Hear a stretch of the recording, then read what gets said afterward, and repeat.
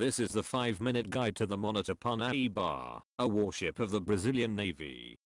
The Parnaiba is a little-known vessel that is actually the oldest active, commissioned, armed ship in the world. Only 3 ships can claim an older title: a Russian supply and survey ship, which is still active despite being from the time of the Tsars, but which isn't armed; the USS Constitution, which is afloat, armed and commissioned, but not in an active operational state; and the HMS Victory, which is the oldest commissioned warship in the world, which is also armed, but dry-docked. The ship was originally ordered in the 1930s to supplement and eventually replace the older monitor Pernambuco, which was itself getting a bit long in the tooth, having been laid down originally in the 1890s and arrived in service in the first decade of the 1900s. Brazil has an interesting geographical problem. It has a large Atlantic coastline necessitating a traditional navy, but also a vast complex of rivers that run all the way across to its western borders, and whilst these look landlocked, via the Amazon and its tributaries amongst others there is access from the sea. With various border disputes and minor wars with its neighbours in this area, riverine monitors were a key part to exercising Brazil's interests, so a new ship was ordered. This would become Parnaiba. To protect itself from the likes of the mighty Bolivian Navy, it was originally intended to mount a pair of 4.7-inch guns, like its predecessor, but this was changed to a 6-inch gun taken from a recently decommissioned cruiser for that bit of extra firepower. The designers faced a number of challenges: insulating the ship so the crew wouldn't bake in the tropical heat, placing the propellers in tunnels inside the hull to allow for extremely shallow water operation, as well as working out what to build the ship from, since at the time Brazil did not have the ability to construct such a warship from scratch. In the end, parts from the UK and machine tools from Germany, along with bits and pieces from a number of other countries, were brought in to help assemble the ship and future Brazilian warships. The ship would enter service in 1938 with a 3-inch belt of armour, a top speed of just about 12 knots, a draft so shallow that in certain conditions she could float in water of a depth that you could actually stand next to it, and a main armament of the single 6-inch gun, and a secondary battery of 2 dual-purpose 47mm cannon and a pair of 87mm mortars.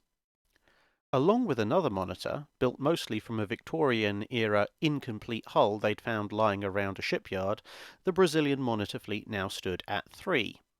German submarines attacking Brazilian merchant ships caused Brazil to declare war on Germany in 1942, and the monitor was sent downriver to help in the war effort.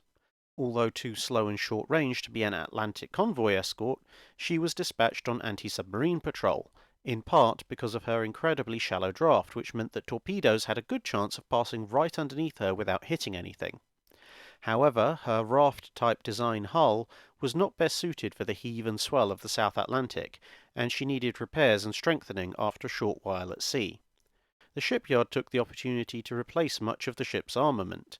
The 6-inch gun was replaced by a faster-firing 4.7-inch gun, and the mortars were dropped for 6 20mm anti-aircraft cannon and some depth charge rails. In her refitted state, she was also found to be a suitable escort for coastal convoys.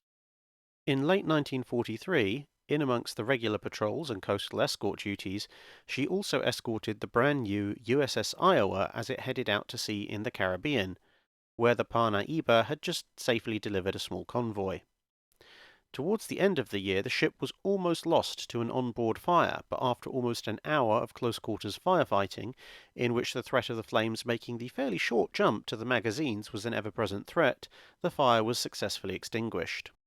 Post-war, the old Pernambuco finally retired, leaving 2 monitors in service, and in 1959 the worn-out 120mm gun was replaced by a 76mm gun, trading caliber down again for even higher rates of fire and accuracy. 2 additional anti-aircraft guns were installed, with 2 of the older 20mm cannon being relocated to make way for these new 40mm weapons. The Paraguaçu, the other monitor built in the 1930s, was taken out of service in the 1970s, leaving the Parnaiba as the sole surviving monitor on the river system. The 1980s saw a new innovation that I'm sure was very welcome: air conditioning, which made the boiler rooms a bit more habitable. Although it was thought to replace the ship in the late 1980s, it was instead decided to refit the old ship for a new era. And so, in the 1990s, a modernization program began. The old steam engines were replaced with diesels, the old 40mm guns were replaced with newer models, radar was fitted, and a light helicopter landing pad was installed over the stern. In this guise, with a 76mm main gun, her original pair of 47mm guns, two 40mm Bofors and 620mm cannon, she continues to patrol the rivers of Brazil to this day at the heart of her own small fleet. And may I point out at this point that this video would not have been possible without the help and cooperation of the Brazilian Navy, who withstood my terrible tortured attempts at Portuguese long enough to point me at a couple of articles that contained a large number of photos of this otherwise relatively unknown ship, for which everyone, I think, will be eternally grateful. That's it for this video. Thanks for watching. If you have a comment or suggestion for a ship to review, let us know in the comments below.